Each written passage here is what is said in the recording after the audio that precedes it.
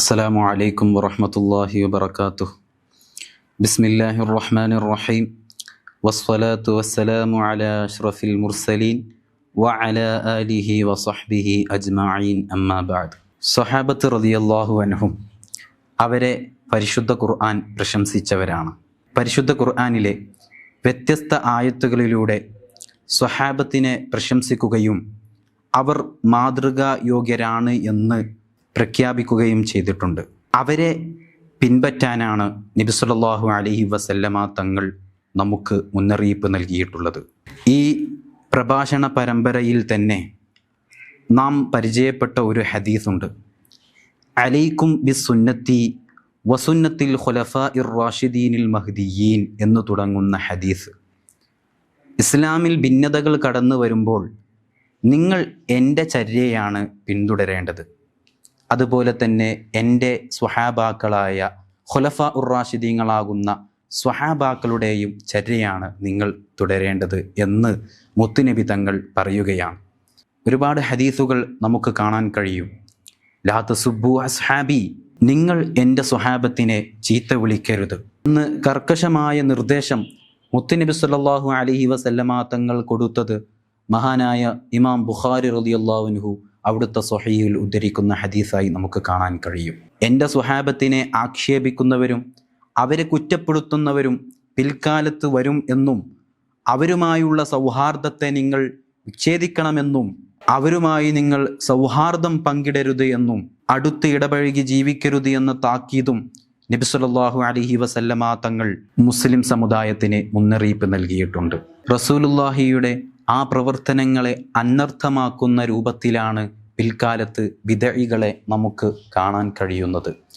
ഖവാരിജുകൾ തുടങ്ങി ഇന്നോളം വന്ന മുഴുവൻ ബിദ്അഇകളും കാര്യമായും സ്വഹാബത്തിനെ പിടികൂടിയിട്ടുണ്ട്, വിമർശിച്ചിട്ടുണ്ട്. മഹാന്മാരായ സ്വഹാബത്തിനെ ഇസ്ലാമിൽ നിന്ന് പുറത്താക്കാൻ വരെ വ്യഗ്രത കാണിച്ചവരായിരുന്നു ഖവാരിജുകൾ. ഈ രംഗത്ത് ഷിയാക്കളുടെ പ്രവർത്തനം ഒട്ടും പിറകിലല്ല. മുആവിയ റളിയല്ലാഹു അൻഹു അടക്കമുള്ള മഹാന്മാരായ സ്വഹാബത്തിനെ ആക്ഷേപിക്കലും കുറ്റപ്പെടുത്തലും മഹദിയായ ആയിഷ റളിയല്ലാഹു അൻഹ അടക്കമുള്ള ഉമ്മഹാത്തുൽ മുഅ്മിനീങ്ങളെ ഇകഴ്ത്തുകയും തരം താഴ്ത്തുകയും ചെയ്യുന്ന പ്രവർത്തനങ്ങൾ ഇന്നും ഷിയാക്കൾ കൊണ്ടു നടക്കുന്ന ഒരു ആദർശ ശൈലിയാണ്.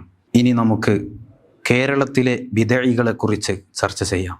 കേരളത്തിലെ ബിദ്അഇകളെക്കുറിച്ച് പറയുമ്പോൾ അവർ സ്വഹാബത്തിനെ ആക്ഷേപിക്കാനും കുറ്റപ്പെടുത്താനും പലവരും ശ്രമിച്ചിട്ടുണ്ട്. ജുമുഅ ഖുതുബ മദ്ഹബിൽ എന്ന പുസ്തകത്തിൽ വഹാബി ആചാര്യനായ വാഴക്കാട് അബ്ദുറഹ്മാൻ മൗലവി എഴുതുന്നുണ്ട്, സ്വഹാബത്ത് ദീനിൽ തെളിവല്ലാന്ന്. സ്വഹാബത്ത് അനറബി നാടുകളിൽ അറബിയിൽ ഖുതുബ ഓതിയാൽ പോലും ദീനിൽ തെളിവാകൂല. കേരളത്തിലെ മുസ്ലിയാക്കന്മാർ ദീനിൽ തെളിവല്ലാത്തതുപോലെ സ്വഹാബത്തും ദീനിൽ തെളിവല്ല എന്ന് പച്ചക്ക് ഒന്നടങ്കം സ്വഹാബത്തിനെ തള്ളിക്കളഞ്ഞവരാണ് കേരളത്തിലെ വഹാബികൾ.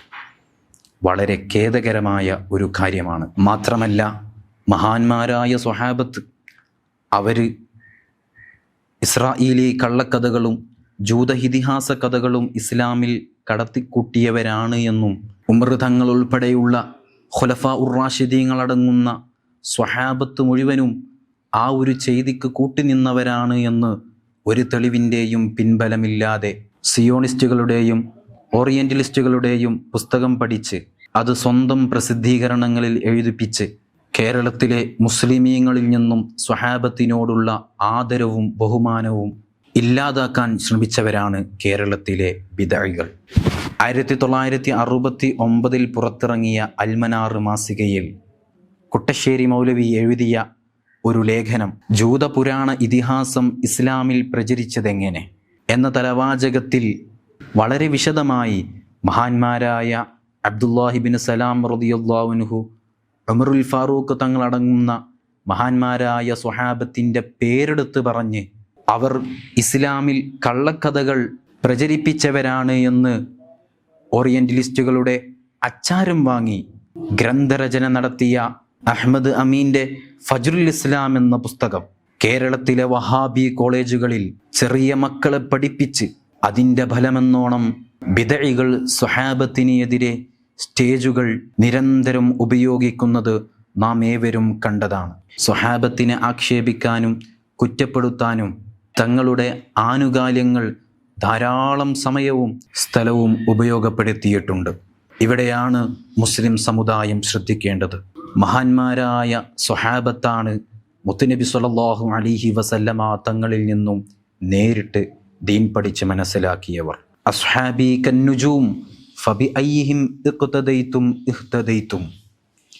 എൻ്റെ സ്വഹാബ അവർ നക്ഷത്ര സമാന്മാരാണ്, അവരെ പിന്തുടർന്നവർ സന്മാർഗം സിദ്ധിച്ചവരാണ് എന്ന മുത്തുനബി സ്വല്ലല്ലാഹു അലൈഹി വസല്ലമ തങ്ങളുടെ സ്വഹാബത്തിനെ പുകഴ്ത്തിക്കൊണ്ടുള്ള അവരുടെ മഹത്വം വിളിച്ചോതുന്ന ഈ ഹദീസുകൾ ഒരുപാട് മുഹദ്ദിസീങ്ങൾ വ്യത്യസ്തമായ ഗ്രന്ഥങ്ങളിൽ കൊണ്ടുവന്നതായി നമുക്ക് കാണാൻ കഴിയുന്നതാണ്. റളിയല്ലാഹു അൻഹും വറളു അൻഹും.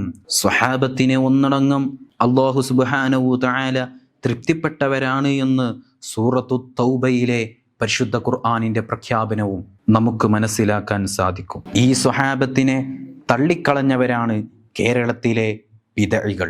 ജുമുഅയിലെ 2-ാം ബാങ്ക്, അതുപോലെ തന്നെ തറാവീഹിലെ റക്അത്തുകളുടെ എണ്ണം, ഇത് ചൊല്ലിയിട്ടുള്ള തർക്കങ്ങളിലൊക്കെയും സ്വഹാബത്തിനെ പാടെ തള്ളിക്കളഞ്ഞവരാണ് കേരളത്തിലെ ബിദഇകൾ എന്നത് നാം ഏവരും മനസ്സിലാക്കേണ്ട ഒന്നാണ്.